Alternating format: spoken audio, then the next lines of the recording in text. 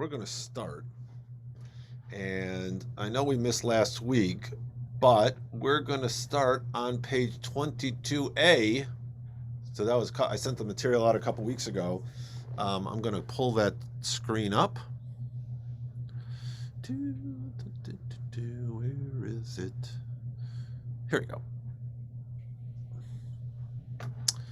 All right, let me just organize myself here.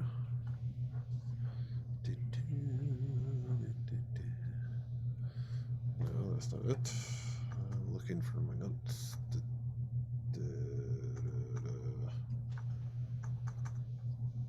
Nope. Sorry. No, it's here somewhere. Oh yeah, so we have to. Come on. There we go. All right.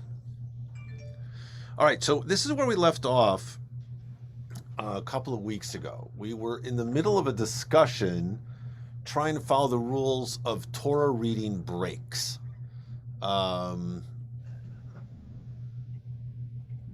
Because there's a couple of rules with Torah reading breaks. You have to read at least 3 verses, or a Torah reader has to read at least 3 verses.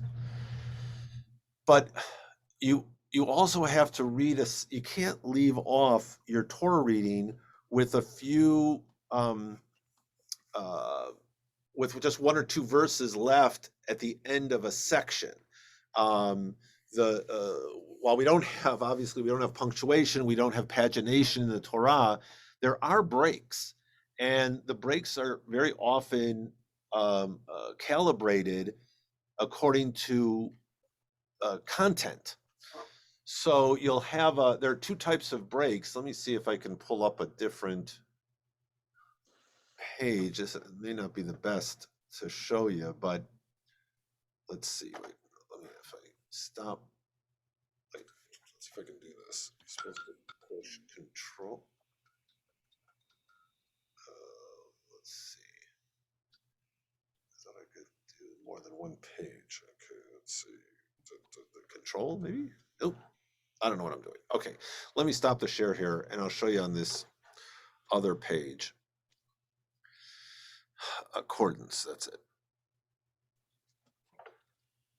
And then this is the Torah reading for Rosh Chodesh, which is going to be the challenge. You can see here now it's broken up in this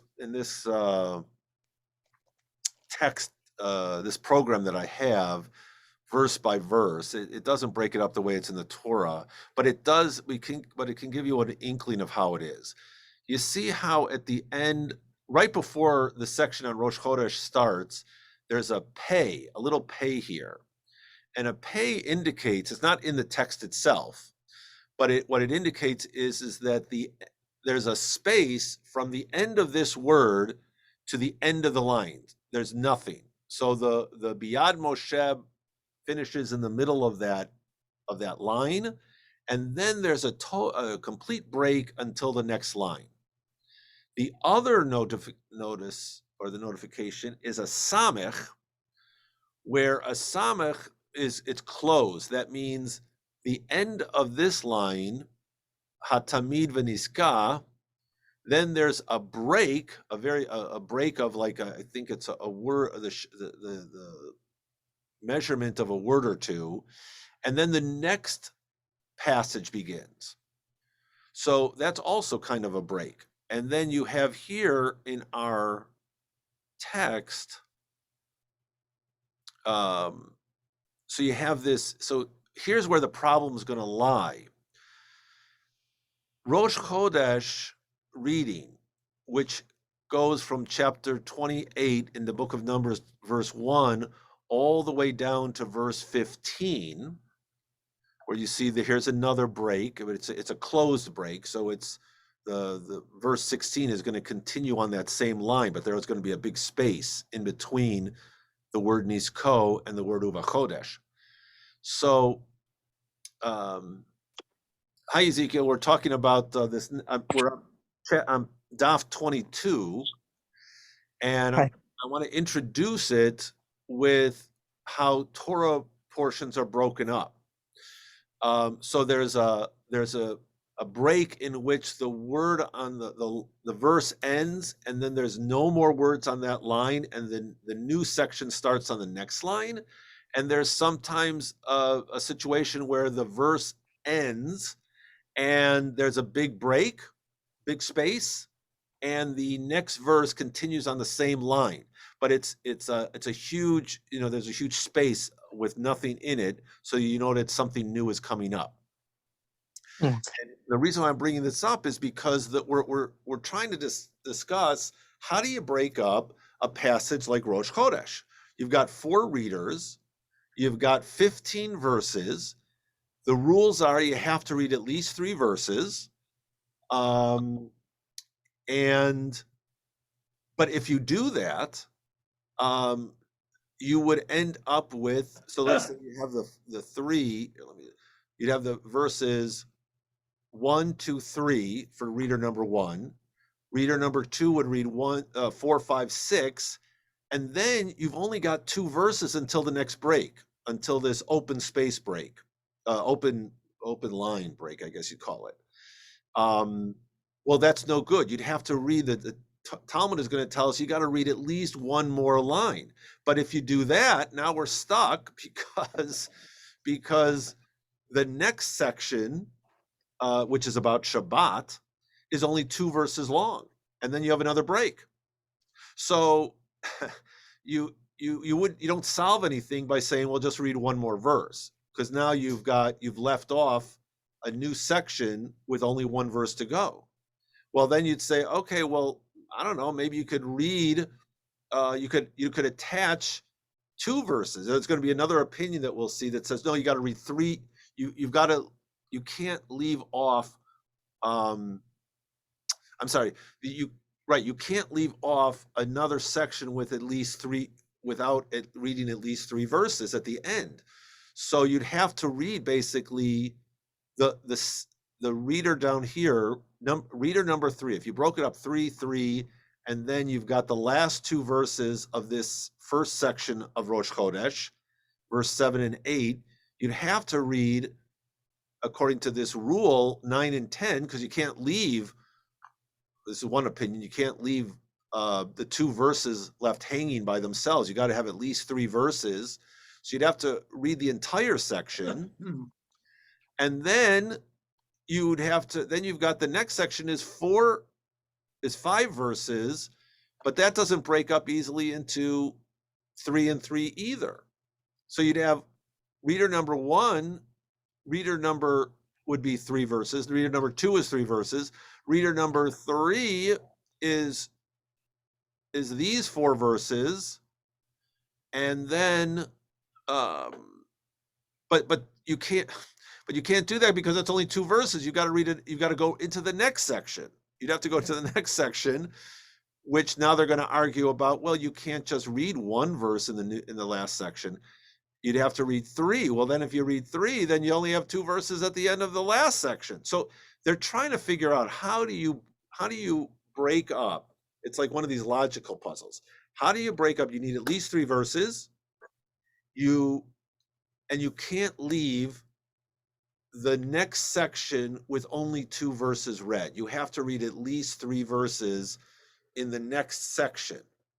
And you can't leave off a separate section with only 2 verses read, with only 2 verses left.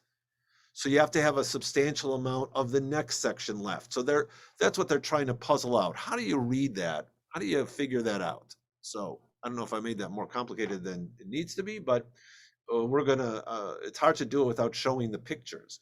So, okay, so here, let's go. Let me get back to sharing now the text of the Talmud. Yeah, here we go. Okay, so here we had at the very end, it said, if you say that the first 2 readers, we're talking about Rosh Chodesh again, should read 3 verses each, there will remain only 2 more verses until the end of that section, that paragraph. And one may not leave fewer than 3 verses before the end of the paragraph at the conclusion of the reading. So you couldn't read it 3 and 3.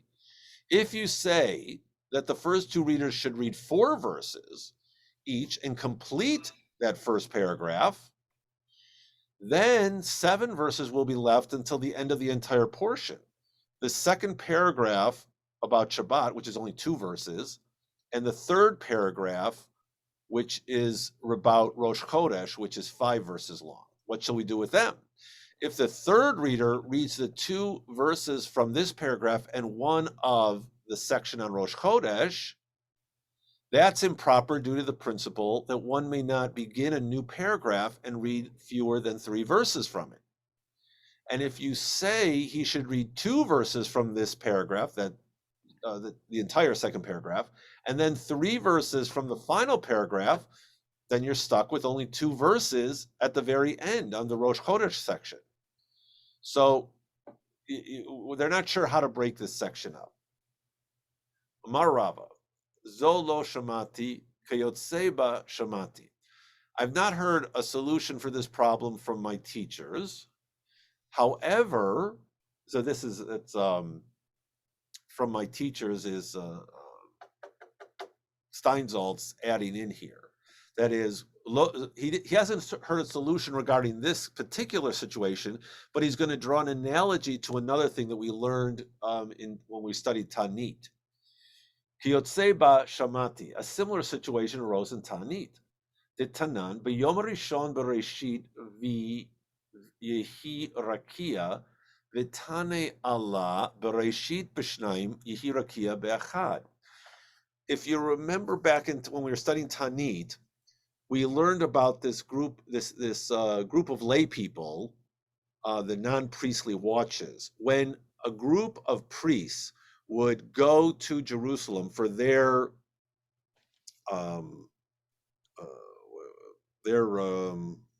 can't think of the word in English. Their miluim.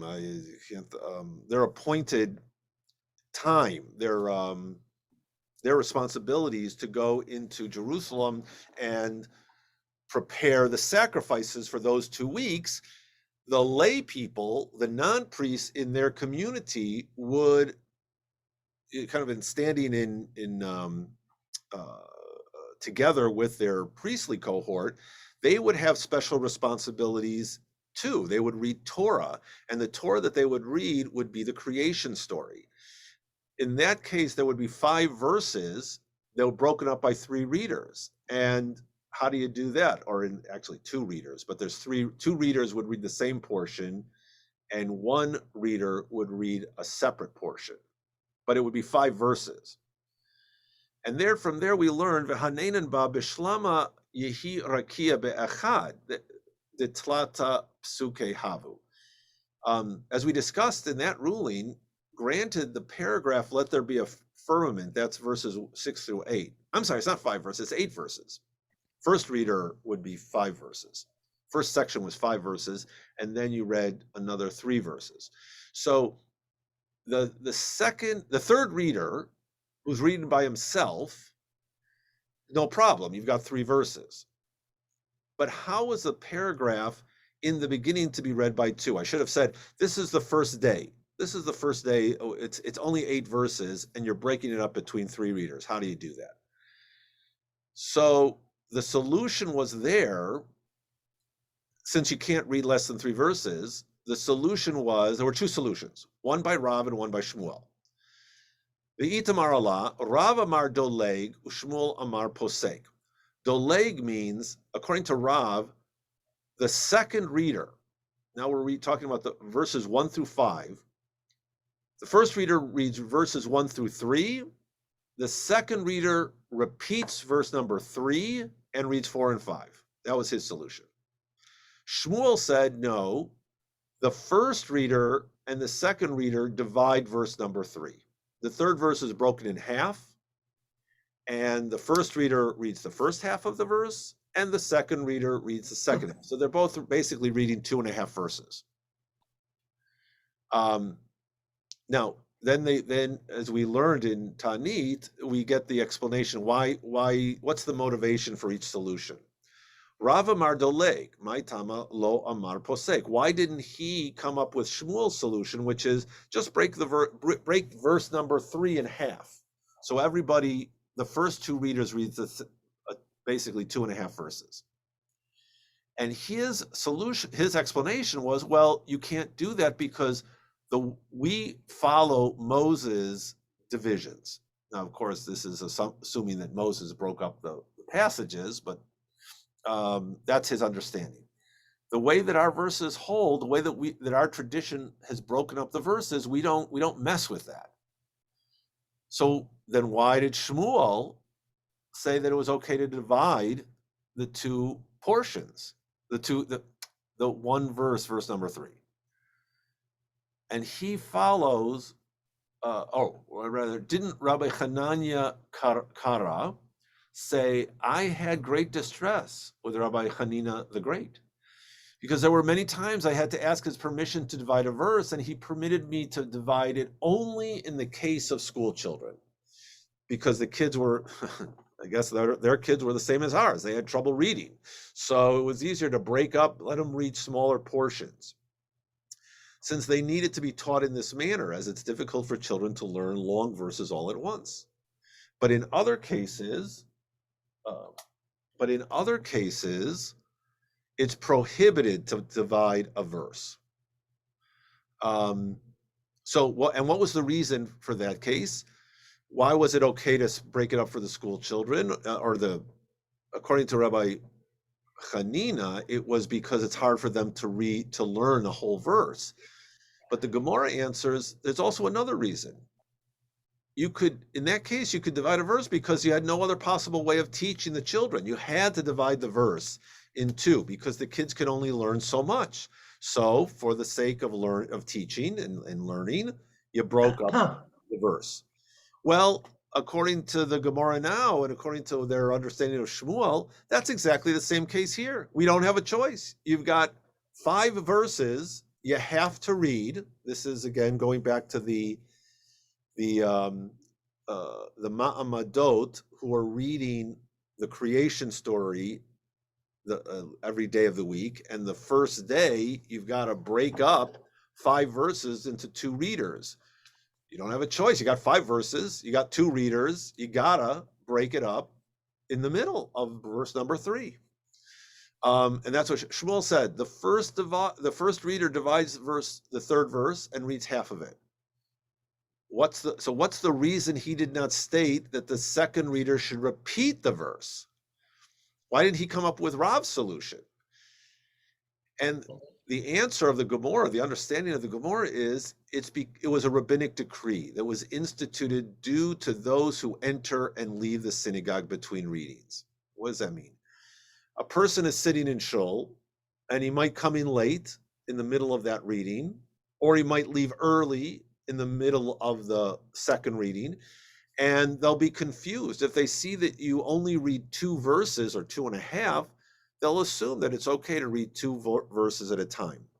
Or if they left early, and if they came in late, they'd think, oh, the second reader number 2 only read 2 verses. I guess it's okay to read 2 verses. So this is how Steinsaltz explains it. These individuals coming in late or coming in early, leaving early, coming in late, might erroneously conclude that since the reading they heard consisted of 3 verses, the reading they missed consisted of only 2 verses. Oh, I'm sorry. So I explained it a little bit incorrectly. If you followed Rav's solution, that the verse number 3 is doubled. If they came in and they saw if they left early, so they heard the first 3 verses read by reader number 1, and then they walk out, they'll assume that the 2 verses left in that section, oh, I guess you can read 2 verses. Or if they came in late and they heard the reader number 2 read verse number 3, they won't realize, oh, he's repeating it. They'll think, oh, I guess the first reader only read 2 verses, and reader number 2 read the last 3 verses. So they'll be confused and they'll think that they'll get the wrong impression about what's possible. All right, so that's each scholar's. That's why they didn't choose the other scholar's opinion. That was their objection. All right, Meitzvei. Parasha shel shisha psukim. Okay, so now they're going to raise an objection to both opinions from the following baraita. Parasha shel shisha psukim korin ota b'shnaim. You got 6 verses, a section of 6 verses, right? It's a separate paragraph that ends with some kind of a break. All right, so both readers read 3 verses. V'shel chamisha psukim biyachid. But if it's 5 verses, like we just have in section for, no, I guess it's a section for the opening story of creation. Only one reader. Kara Rishon Shlosha. The first reader reads 3 verses. Hasheni Kore Shnaim mi Parsha Zo ve'achad mi Parsha Acheret. So this baraita, which has a totally different understanding, is if you have a section with 5 verses in it, you have one reader. So one possibility is it's just one reader. Another possibility is, if you can do this, you have 3 verses read by reader number 1. Second reader has 2 verses in the paragraph of 5 verses. He reads those 2 verses, but then he has to read another verse from the next section. From the following paragraph, he just has to add on another verse, because you got to read 3 verses. Another possibility is, another opinion is that no, he must read 3 verses, because you can't begin a new paragraph and read fewer than 3 verses from it. So it's not only he's not only reading the 2 verses from paragraph number 1, where you've got now a breakdown of 3 verses. Reader number 2 comes in and reads the 2 verses of the end of that paragraph, plus he's got to read another 3 verses in the new paragraph, because that's another rule, that the new paragraph has to have, you can't start a paragraph with less than 3 verses. Okay, so here they're going to try to, okay. The imita, if that's so, if it is permissible to do as Rav and Shmuel suggested, according to the one who said that the second reader repeats a verse that the previous reader recited, that's Rav, let him repeat the verse in this case as well. How come in that baraita they didn't suggest they should repeat the verse? And according to the one who said that the second reader divides the verse, how come this baraita didn't have that solution? All right, so then we've got, well, because we're talking about different cases. The Gemara answers, there in the case of the baraita, it's different, as it is possible to solve the problem in this manner by reading additional verses. Right, on a Shabbat morning, you've got the whole Torah portion to read. You can break up, you can add 3 verses, or 1 verse to the 5 verse section. It's not a problem. You've got a lot of verses that you're reading. Even on a Monday or a Thursday, you can add verses, because you just make the that initial reading that you're breaking now up into 3. That first aliyah for Shabbat, you've broken up into 3 sections. You can extend it, which is sometimes what we do.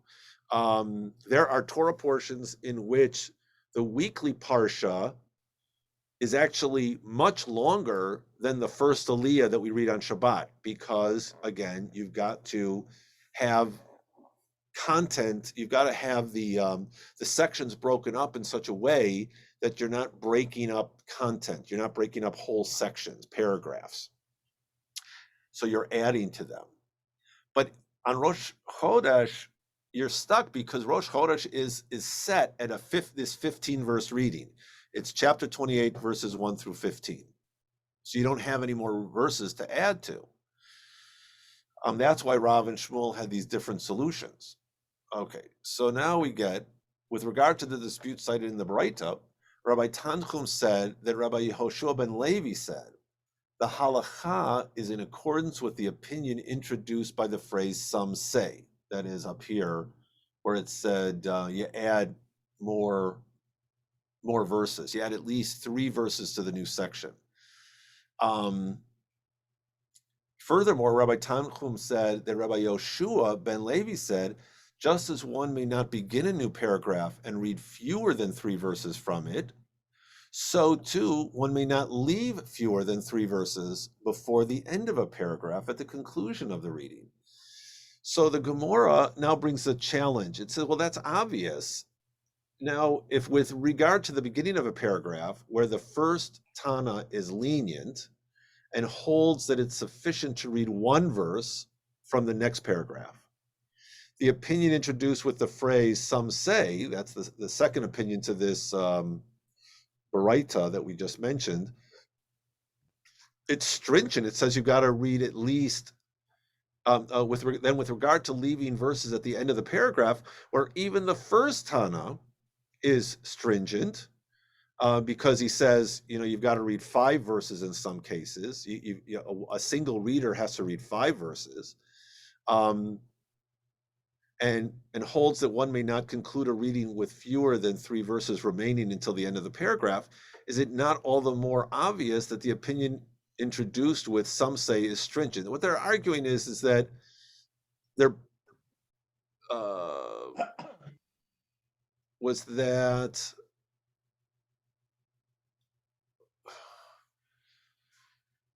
this is where I got a little confused. I don't know what was so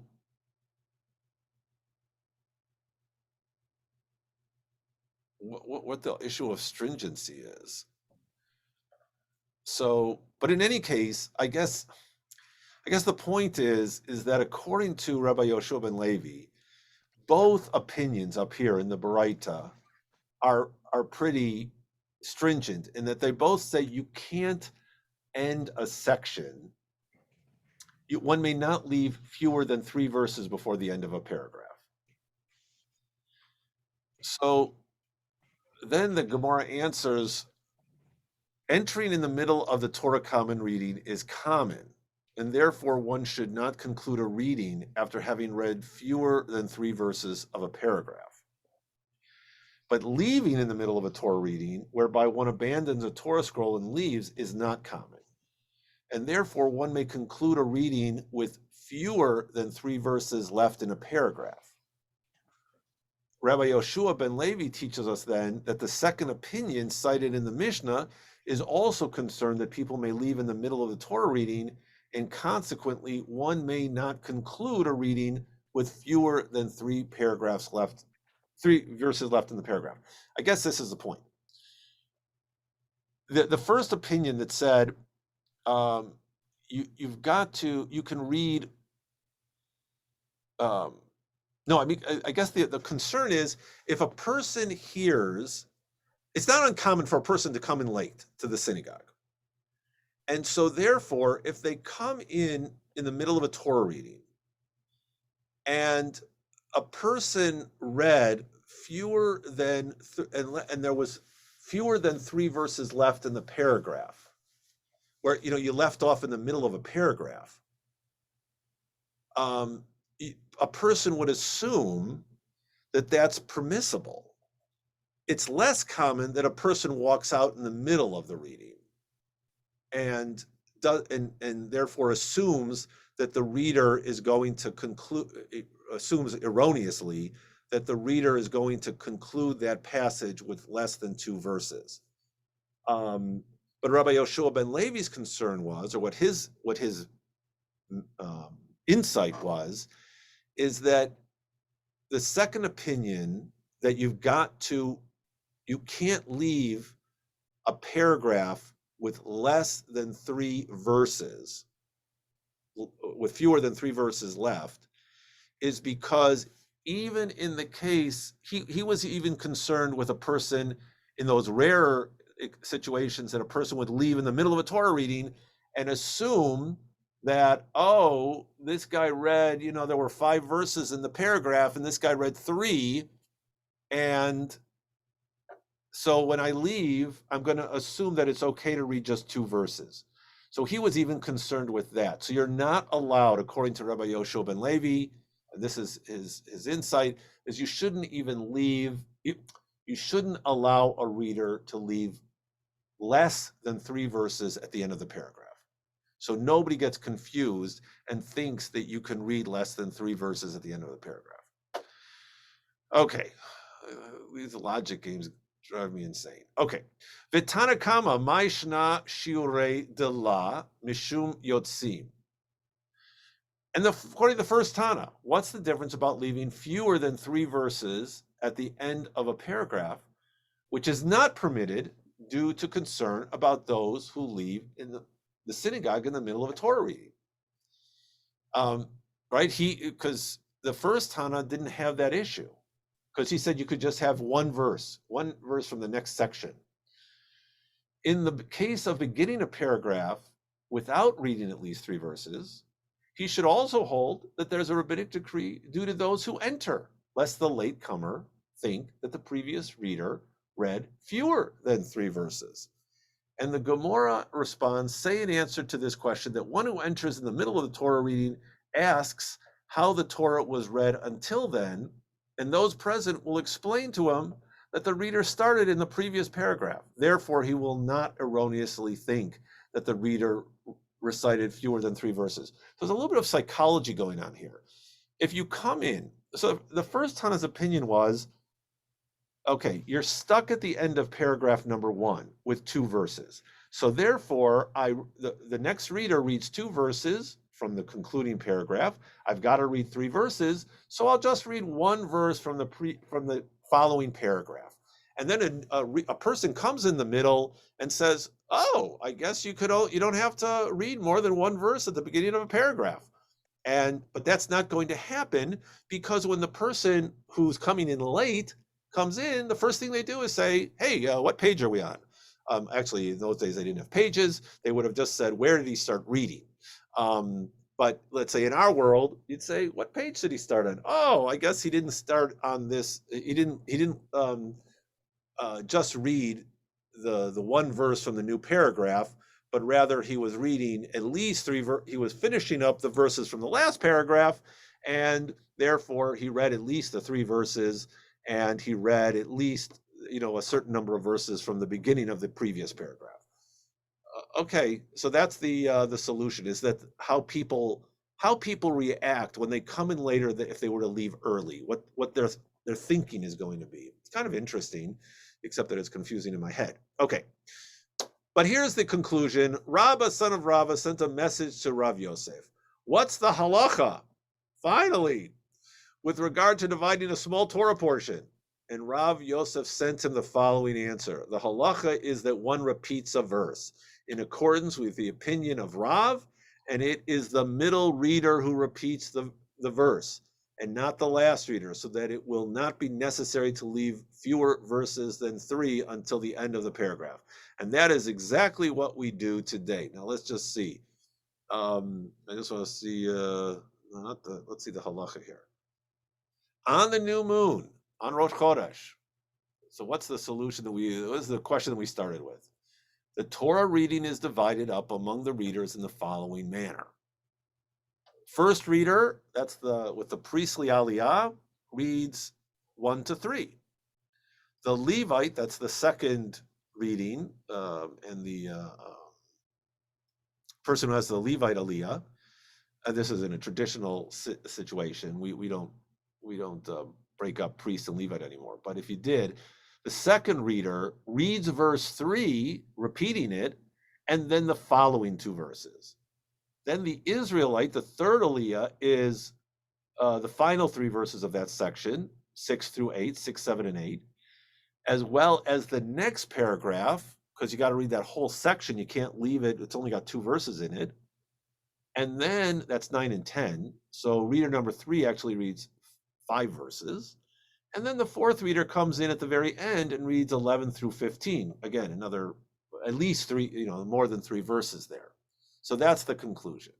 So Gemara was draining our cup with all these possibilities, but the end is you just repeat the middle verse number 3. All right. New section. Go back to the Mishnah that we left off with. This is the principle. Any day on which there is an additional offering sacrificed in the temple, let's read the Hebrew. Zeh klal kol sheyesh bo musaf.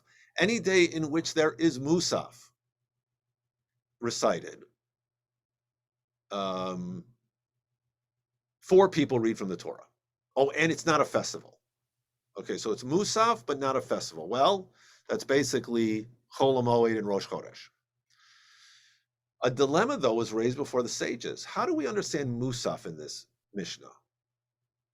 Ta'anit Sibur Bechama. What about a Ta'anit Sibur? You have a fast day. Well, you don't say musaf. You don't have a musaf amidah on a fast day. But we'll see Rosh Chodesh umoed de'ika korban musaf arba'ah. Rosh Chodesh and Chol HaMoed, you do have, in temple times, you would have had an additional offering, which today we have a musaf service. So that makes sense. You got four readers for the Torah portion that day. Aval hacha deleka korban musaf.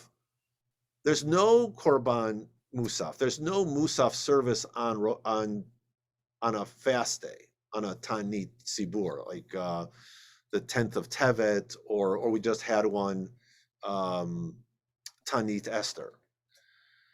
Or is it that hacha nami ika musaf tefillah? Because there is an additional paragraph in the Amidah.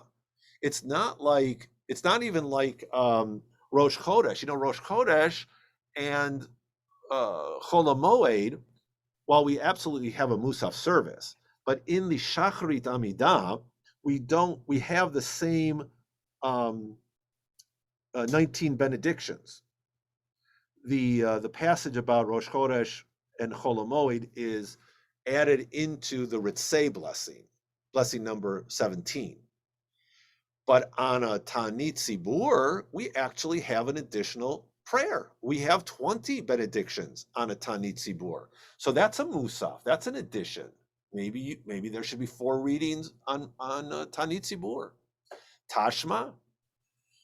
So here's a Baraita. B'Roshei Chodeshim uvechulo shel Moed korin arba'ah. On Rosh Chodesh and Chol HaMoed, there are 4 Torah readers. Ha b'Ta'anit Sibur shlosha. But on Ta'anit Sibur, there's 3. Ema Reisha, say that the first clause of the Mishnah, regarding that, B'Sheni u'v'chamishi u'v'Shabbat mincha korin shlosha, ha Ta'anit Sibur arba'ah. So what they're saying is that, okay, wait a minute. We know that because the whole section is about on Monday, Thursday, and Shabbat afternoon, the Mishnah told us that there are 3 Torah readers. On Rosh Chodesh and Chol HaMoed, there's 4. Well, where does Ta'anit Sibur fit in there? Is it like Monday, Thursday, and Shabbat afternoon? But it's not like that. It's a special day. So maybe Ta'anit Sibur, which is not included in that listing of 3 readers, maybe we're talking about 4. Rather, it must be concluded that nothing can be derived from this Mishnah with regard to a public fast day, because it's just not mentioned. So what do we do? How do we learn it? Well, they're going to give you a case study. Tashma, de Rav ikla lebavel b'Ta'anit Sibur. Rav, who we mentioned just a moment ago, one of the great Babylonian rabbis, but he comes from Israel. He studied in Israel, and he came to Babylonia on a public fast day. Kam kara besifra patach barich chatim velo barich. So our tradition tells us that on that fast day, he was called to read from the Torah, and when he began to read, he recited a blessing, but when he concluded, he didn't recite a blessing. Not only that, but everyone fell on their faces. They did tachanun, and Rav didn't fall on his face. He didn't fall on his face like they did. So we've got two questions here that we're going to ask about this experience, this tradition that we've learned about Rav, because we're going to try and learn halakha from experience. from a case study. What about the first part is he said a blessing before he read, and he didn't say a blessing when he concluded. Now that goes back to what we've already learned. Originally, the first reader of the whatever Torah reading day you've got, weekday, Shabbat, festival, the first reader recited the opening blessing, and nobody else recited a blessing until the very last reader, and that last reader would read the concluding blessing. It's not like today where each Aliyah person or each a person who has an Aliyah says the blessing before and after that Aliyah. This was one blessing at the beginning of the Torah reading and one blessing at the conclusion of the Torah reading.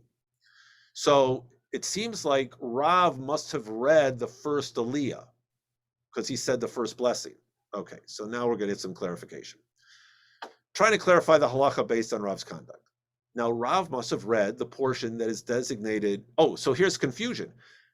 Rav must have read the portion that's designated for an Israelite because he wasn't a priest. How could he have read the first? How could he have had the first Aliyah? Therefore, he was the third person to read from the Torah. That's our assumption. What then is the reason that he concluded his reading but didn't recite a blessing? He should have said a blessing at the end if he was the third reader. It must have been because there was another reader behind him. And since only the last reader recites a blessing, Rav did not recite a blessing upon completion of his Torah portion. This would indicate, and remember, it's a public fast day, 4 readers. He must have read number 3. He didn't recite a blessing at the end. There must be 4 readers on a public fast day. Okay, this is problematic though, because we were just told that he read a blessing at the beginning of his portion. So that can't make sense. La Rav bechachane kara. He must have read the first portion because he said the blessing beforehand. But how can that be? He wasn't a priest. So then we learn here that one of those pictures even before a priest. So we learn from another case study. Rav Huna, who was not a priest, would read the first reading designated for priests. Rav would do the same. Rav Huna was the student of Rav. Yeah. So he must have learned from Rav that a great rabbi can read the first portion. And here's the example. I guess first they read, here's the difficulty, but here we're going to learn something. Rav Huna read the portion designated for priests, even though Rav Ami and Rav Asi, who were his contemporaries, and they were priests in Eretz Yisrael, they were subordinate to Rav Huna, and he was considered the undisputed rabbinic leader of the Jewish people of his time. So therefore, it's okay for Rav Huna to have read the priestly portion because scholars, again, in the rabbinic hierarchy, scholars come before even priests. So he had to be accepted as the outstanding rabbi of his day, the leader. There was just a very humongous funeral in Israel. Rav Chaim Kanievsky, in his 90s, was considered to be the leader of the Lithuanian Orthodox. That's the Black Hatters, like the HOC type Orthodox. 100,000 people came out for his funeral, tied up the entire country because there were so many people going to the funeral. Well, Rav Kanievsky was considered in his as the leading rabbi of his day. He even though he was in his late 90s, and I think really, I just read an article about him. He couldn't really. He wasn't really much of a leader. He was just a tremendous scholar, and so he was pretty much the last of his generation of European rabbis. So he was designated as the great leader of the Lithuanian Orthodox.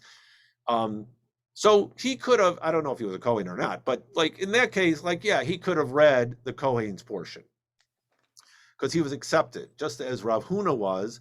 And so even Rav Ami and Rav Asi, who were Kohanim, they stood back from Rav Huna, and he would read the first portion. So the same thing we can say about Rav.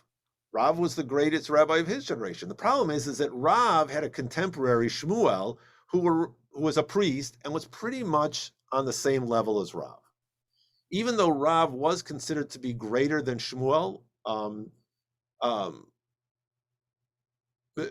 nevertheless, Rav had elevated Shmuel. He showed deference to Shmuel in all matters of honor. And there was a reason why. No, there's a story in here, very interesting. Oh, it was back on another page. Here, let's go back a little bit. There was an earlier page where they talked about Shmuel, Rav and Shmuel. Here it is. Why did Rav defer to Shmuel even though he was perhaps the greater of the two sages? When Rav returned to Babylonia from Eretz Yisrael, there were already several eminent sages there, including Rav Shela and Shmuel. However, within a short time, Rav was recognized by all as the greatest sage of Babylonia. All other sages were subordinate to him, despite the fact that Rav did not hold any official position of authority. Shmuel was among the first to accept Rav's authority, and he accorded him great honor, both in presence and when he was not present. However, shortly after Rav came to Babylonia, Shmuel, who was a doctor by profession, tried to heal him of an illness. Rav did not know what Shmuel was doing and thought that Shmuel was needlessly causing him pain. Therefore, he cursed Shmuel. When Rav realized what had happened, he greatly regretted having cursed Shmuel, and in order to appease Shmuel, he treated him with great honor and deferred to him whenever they met. Okay, so there was this situation between the two of them, which even though Rav should have had been able to be recognized by all as the greater of the two, the more eminent, he deferred to Shmuel. So what we just learned about Rav Huna regarding his preeminence over Rav Ami and Rav Asi, priests, Kohanim, it doesn't really work with Rav because Shmuel was a Kohen and Rav deferred to him in many cases. So Rav would not have been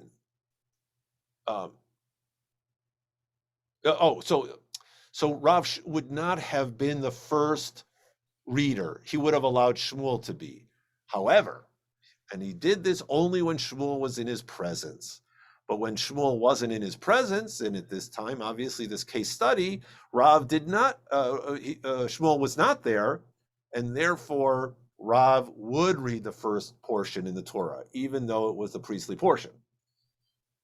The Gemara comments, so too it is reasonable to assume that Rav read first from the Torah portion that is generally designated for priests, because if it enters your mind to say that he read third from the portion designated for an ordinary Israelite, what's the reason he recited a blessing before his Torah portion? Right? We saw that. Only the first reader recites a blessing before the reading from the Torah. The Gemara rejects this argument, though, because it took place, but this whole situation took place after we changed the rules, that where it was instituted that all those called to read from the Torah recite a blessing. So the rules were changed, even in Rav's day, that you could read a blessing before the Torah reading, whether you were 1, 2, 3, or 4, or 5, or 6, or 7. And therefore, we're still stuck. How come Rav didn't recite a blessing at the end of his portion? Well, wait a minute. If you're telling me it was after they instituted this new ruling, he should have also recited a blessing after his reading. He should have, so that doesn't make sense either. So the answer is the reason that the sages required all the readers to recite blessings both before and after their readings was to prevent misunderstandings on the part of those who enter the synagogue in the middle of the reading and those who leave early. Once again, this interesting situation where we're concerned about people leaving, entering late, leaving early, and getting confused about what the rules are. However, the difference here is when Rav was present, people would enter the synagogue.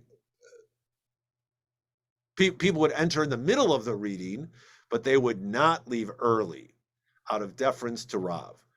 And therefore, it was necessary for him to recite a blessing after he finished his portion, so that people who came in the middle would know, wait a minute, this is backwards.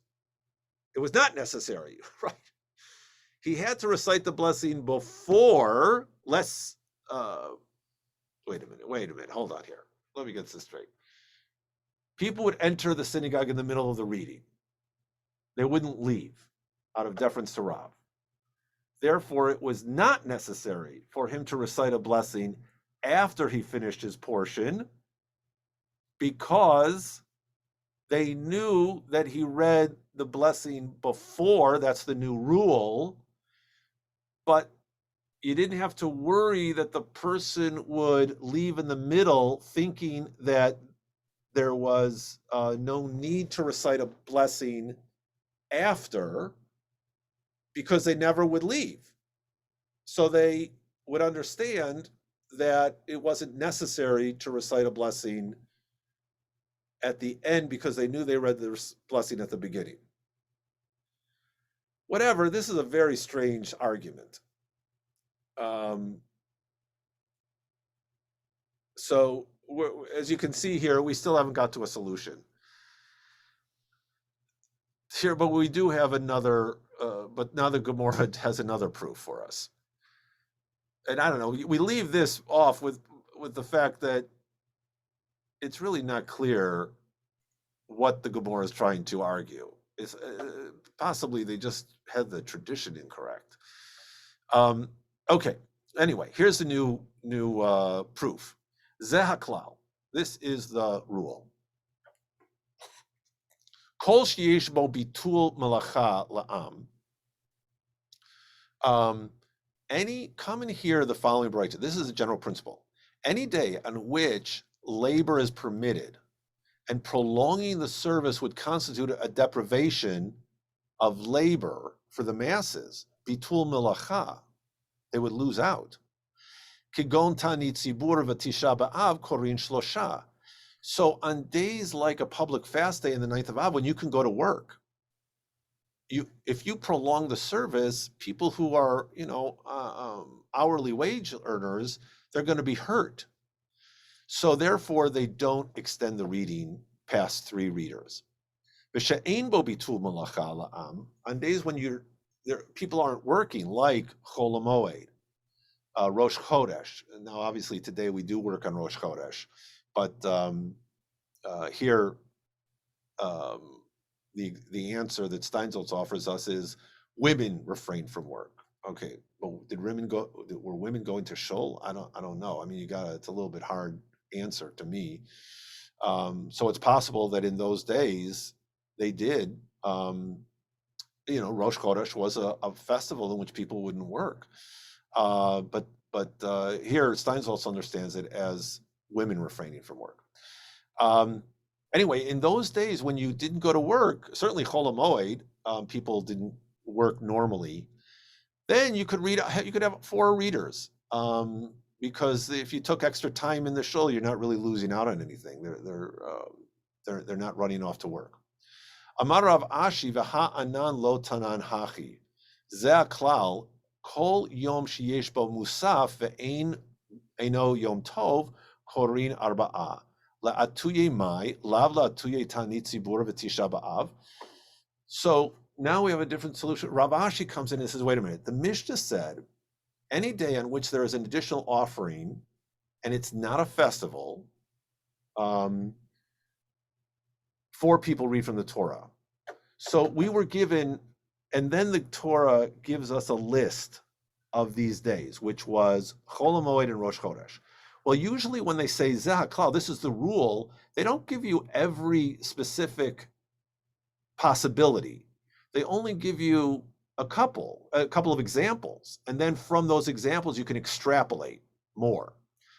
So what was added? What are we to add from that? Shouldn't we add Tanit Tzibur and Tisha B'Av? But according to Rav Ashi, who's the Tana of this Mishnah? We always like to figure out what's the source of the Mishnah. is the first Tana of the following Baraita? It is not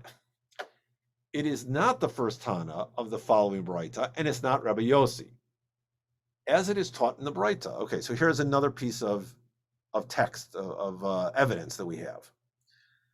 If the 9th of Av occurs on Monday or Thursday, when we have a Torah reading, 3 people read from the Torah, and the last one of them is the maftir.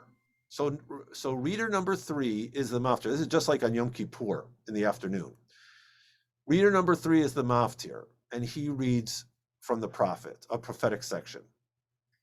If it falls on Tuesday or Wednesday, when we don't have a normal Torah reading, then just one person reads from the Torah, whatever the section for the fast day, and that same person concludes with a reading from the prophets. Rabbi Yossi said 3 people always read from the Torah on 9th of Av, and the last one concludes with a reading from the prophets. So the third one, even on the third reader is the maftir. And all agree that no more than 3 people read from the Torah on Tisha B'Av or fast days. All right, so now we have new information. The Gemara responds. But this is problematic to that rule up there, that Zehaklal, because we were assuming that only 3 people read from the Torah on these days. The statement, this is the principle, is difficult, as the Mishnah has already specifically mentioned every case included in the principle. So it seems that what are those extra examples? You've exhausted all the possibilities. So why'd you tell us, this is the principle? You should have just named the examples. The Gemara explains, no, it's not difficult because it's adding Rosh Chodesh and Chol HaMoed. But then they said, wait a minute, these days are already taught explicitly in the Mishnah on Biroshay Chodashim Umoed Korin Arba'ah. So the answer of the Gemara is, this is merely a mnemonic by which to remember the number of readers on each day. It expresses the following. Don't say that a festival and the intermediate days of the festival are the same with regard to their sanctity, and therefore the same number of readers are called to the Torah on these days. Rather, hold this rule firmly in your hand. This is the klal. On any day when there is an additional element of the laws of the day, an extra person is added to the number of those who read from the Torah. So now we're going to have a new rule where you have 3 on a regular day, 4 for Chol HaMoed and Rosh Chodesh, because there's an added element. You've got Musaf. So because you've added an element to the normal service, the normal worship or temple service, you have an additional Torah reader. Well, what about on a festival? What's added? Well, on a festival day, you're not allowed to work. Some people don't do some work on Chol HaMoed, but there's some there are things you can do. It's just some types of work you don't. The tradition is you don't do. But on a festival day, you don't work. Well, okay, so what's different on Yom Kippur? We have 6. What's the additional element? Because you're obviously, just like on a festival, you're prohibited from working. What's the additional element? Oh, well, you're punished if you do work by karet. So therefore, that's a new element. You're not punished by karet on a festival if you work. On Shabbat, when there's a prohibition to perform labor, and there's also a new prohibition, stoning. Which is a lot worse than karet, because stoning, you really die. Karet, it's God determines when you get it. So here, stoning is 7 people read. Okay, so therefore that's the and with what do I want to say? So the whole issue about public fast days, there wasn't there we didn't have that additional element that we had for um, Rosh Chodesh and Chol HaMoed. Okay, now we go back to a new thing. We go back to that story of Rav, because there were a couple of things in that were unusual. We were told that he stood and read from a Torah scroll, and when he recited a blessing, but when he concluded, he didn't recite the blessing. But then it also said everyone fell on their faces, they bowed down on the floor during Tachanun, but Rav didn't fall on his face. Why didn't he do to Tachanun? Okay, so answer number one is, it was a stone floor, Ritzvah shel Avanim. And we have a Baraita that says, because of a verse in Leviticus, nor shall you install any figured stone in your hand, in your land to bow down to it. That upon it, any type of figured stone you shall not bow down in your land, and anywhere in your land other than in the temple, but you shall bow down upon stones of the temple. So there's a difference between when you're in the temple and when you're anywhere else. You can bow down on stones in the temple, but not anywhere else. Okay, the Torah prohibits bowing down only upon a stone floor. So, okay, so then why was it specifically Rav who did not bow down? Everybody else did. Well, they were prohibited because it was a stone floor. But the section where Rav was, it wasn't a stone floor. So wait. I'm getting confused again. All the other people present were also prohibited from bowing on a stone floor. But the only section that was a stone floor was Rav, where Rav was. So therefore, he did not bow down. Everybody else did because they were on carpet or something like that, or grass or dirt. All right. Well, then, why didn't Rav move? Why do you have to sit in that place? You could have done Tachanun and just moved back to where the people were. Well, he didn't want to trouble everybody. He didn't want to ask to move. I can only imagine this is like, you've seen those scenes where in Muslim mosques, where there's like the place is packed and everybody bows down. There's basically no space in between anybody. It's just very remarkable. Well, if he was in the front and there was stone paving, it would be hard. He would have to ask people, could you move? Could you move? And he's this great rabbi, and, it would be uncomfortable that, people would, be forced to move, and he didn't want to push people around. Okay. Or here's another possibility. Rav did a full Tachanun. When he did Nifilat Apayim, which is what it's called, he actually stretched out his arm and legs. And whereas the others merely bend their bodies as a symbolic gesture. This is in accordance with the opinion of Ula, who said that the Torah prohibits bowing down upon a stone floor only in the case where you're totally stretched out. So the Gemara then says, wait a minute, Rav should have fallen on his face without stretching on his arms and legs, right? He could have done a lesser falling. Well, that was his custom and he didn't want to change it. He didn't want to change his custom, and he didn't want to bother people about moving to a space of the unpaved floor where he would have bothered people. All right. So then we got another. All right. If you wish, v'baitema. He didn't do this because an important person is different. In accordance with the opinion of Rabbi Elazar, an important person is not permitted to fall on his face in public unless he knows that he will be answered, like Joshua in his time.